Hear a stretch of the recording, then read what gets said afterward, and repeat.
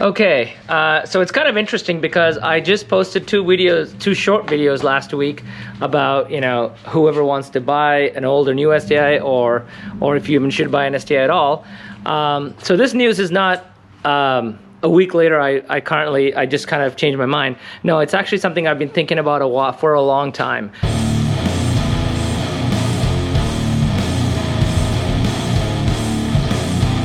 And when I say for a long time, probably since January of last year, of 2020. And I had owned the STI for about 4 months, I think, this particular one.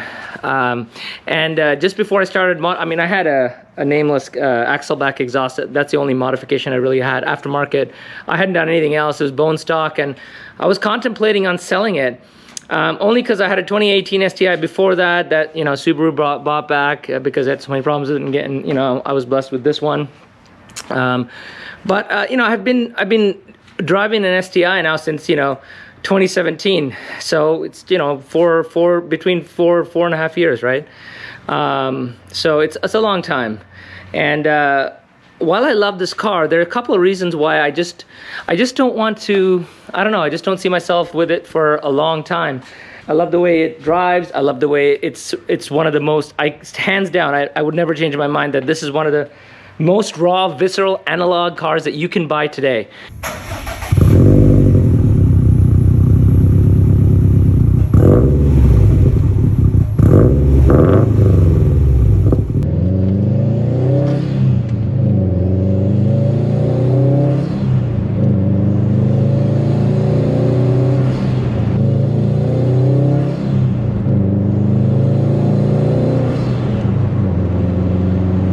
Brand new, and it's got hydraulic steering. It's got the people like to say ancient, but the engine I love, the EJ.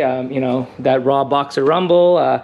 It basically feels like which was around since the 90s, right? So, or some version of it, but basically it feels like a 90s drivetrain wrapped up in a 2020 body, right? That's what it feels like, and that's why I wanted it. That's why I bought it. And this is the second STI I own, and it's fantastic. However, there's this, not to date myself, but it's come to a point where I guess I've outgrown it. I feel old, but I'm not that old, but I feel like this is the 20-year-old version of me, I guess. It definitely provides a lust factor for the younger audience. Is that another STI? I think we have another STI. See, this is why I'm saying there's so many STIs around. It's become like the new Corolla of the sports world. Still though, it feels great around these corners. Yep, that's an STI or a WRX, I can't tell from here.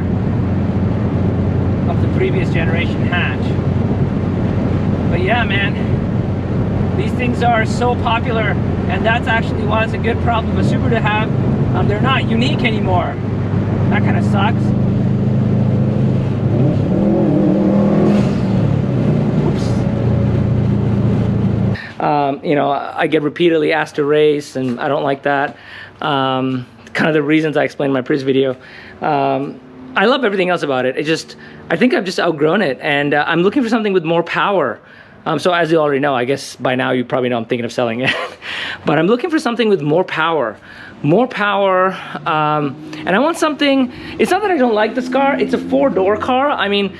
Yes, I have a wife and 2 kids, and we have the Lexus GX 460 for family trips, and this is an awesome vehicle too. I have videos on that. But this one, it has 4 doors, and I had this car before I had the Lexus, so it was a family car for a little while. I had a Honda Pilot before that. But this was kind of, I want to take the kids around, throw them in the back. This can do everything. It's like a jack of all trades, right? You can take it to the track, you can have fun in it, and also you can, go grocery shopping. It has a decent sized trunk, actually a really good sized trunk, good leg room in the back. It's just but the thing is, the basis is, it's off an economy car, right? Same thing with the Evo. It's off an economy, it's off the Lancer, it's off an economy car. So what I want is a traditional two-door, front engine, rear-wheel drive sports car that's purpose-built as a sports car.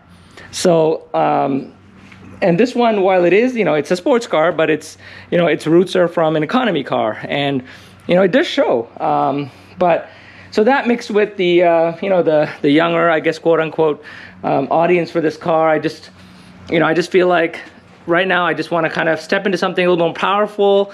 I don't want to say mature, because I'm sure the car I step into is probably a lot of fun and not mature, but at least more power, a traditional sports car setup. I'd like a Targa roof, so you can probably already think of the cars I'm thinking about. And I wanna. Here we go. You're already gonna know when I say this. I want a V8. I want a big V8. Okay, so that's all I'm gonna say about that. Later on in this video, I will list the choices that I'm thinking about. But so these are the reasons I kind of want to get. I don't want to say the word get rid of, because that sounds like that's for people who don't like it. I do love the car. I do want to sell it.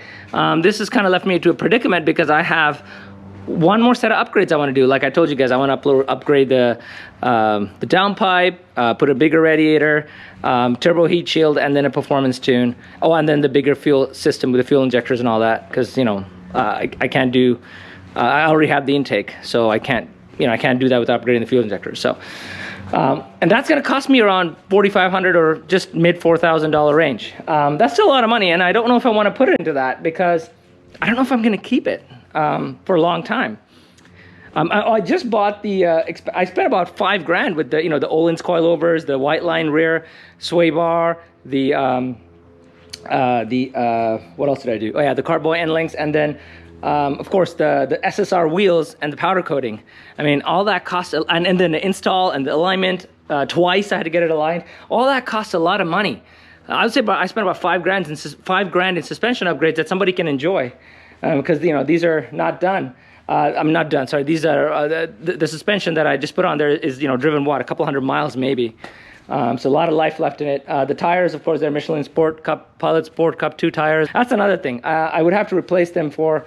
I think I'm going to get Pilot Sport S4s now, but if I kept it. So these are the things I'm thinking about, and it just doesn't make sense to put more money into it if I'm going to sell it, because I'm not going to get that money back in modifications. Right now, the market is hot. For an STI, I mean, I have about 10,000 miles on my STI. For 2020s with 10,000 miles, I mean, I've seen them as, in the low to mid 40s. So that's a really good price. Now, of course, on the other end of the scale, while it's a seller's market, if I go to buy another sports car, that's also going to be expensive. So I don't know.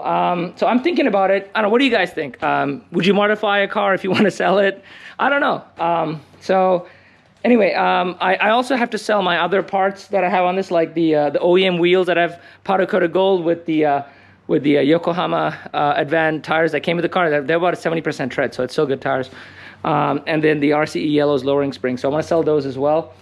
If I get a really good deal on my car, I might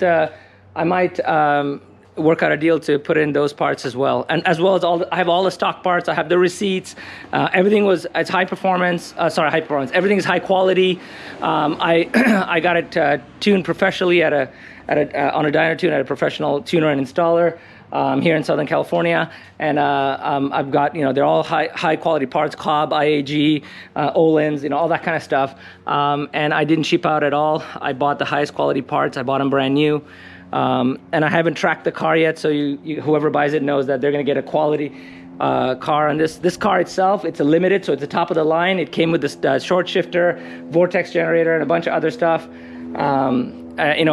Before taxes, it was around $46,000.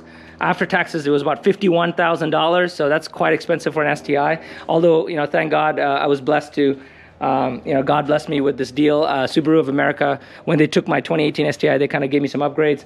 The OEM, the OEM body kit is about $2,000 or just over, actually. That's also on there. So I've got the nameless catback exhaust system.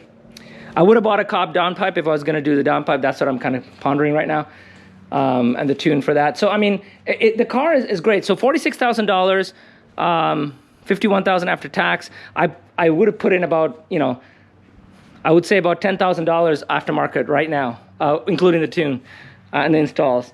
If I do the last set of tunes, sorry, the last set of modifications, you know, it'll put me into the $14,000-$15,000 range that I put into this car. It's a lot of money. So I probably may or may not recover that. Probably not. I don't know. Hopefully I would, but you never know. Because when you modify a car, even though I've hardly used it, you know, it kind of, you don't get that value back unless you part it out. And I don't want to part it out because then I have to pay to somebody to remove it, then put it back to stock. It's, you know, it's a lot of hassle. So if I can get, you know, in the mid 40s for this car, somebody's going to get an awesome car that's been hardly driven with all these mods and never tracked, or I haven't tracked it yet. So yeah, so that's the car. So now the car that I'm looking to get, there was a couple that actually I had in mind, you know, before I would have. If you asked me last year, somebody actually offered me, I was looking at an S2000. Somebody actually offered me their 2006 blue S2000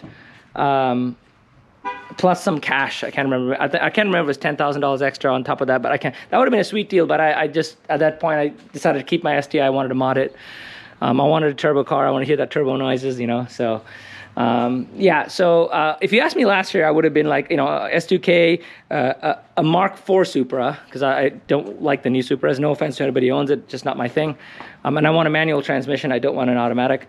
So a Mark IV Supra or first gen Acura NSX, those would have been but those are already in the, you know, I would be paying, you know, I don't know, $60,000 to $100,000 depending on the condition for a car that's 20, 30 years old. I don't feel it's worth it. I love the cars. I just don't feel it's worth that, just for the nostalgia. Hey guys, I know I haven't posted in a long time, and I'm probably stitching this video together, but I've sold the STI and I feel really good about it. The previous portion of this video you saw when I actually had it, and it's probably been a month or more when I made that video. I know I've been off YouTube for a while, a lot of stuff, busy at work, busy with family, and I sold the STI and I bought a new car, but I'm gonna save that video for the next video to put the reveal on there. However, I think I've hinted in my previous segment of this video to what kind of car I got. And I'm kind of purposely putting the camera to this side of my garage so you don't see the car till I reveal it in the next video, although you can probably get glimpses of it maybe on that side. So, all right guys, I'm totally excited. I love this car. God has blessed me with a wonderful Christmas present. And I am super excited. I'm actually going to the dealership to put some dealer install parts, let's say. It's not a brand new vehicle. It is a few years old, but I totally love it. A lot faster than the STI, a lot more fun, I believe. And yeah, so totally excited to reveal it to you guys. My new ride, my new second ride, of course, other than the Lexus GX 460. And have a blessed day and Merry Christmas. And I can't wait to reveal to you guys my new ride soon. Bye-bye. Take care.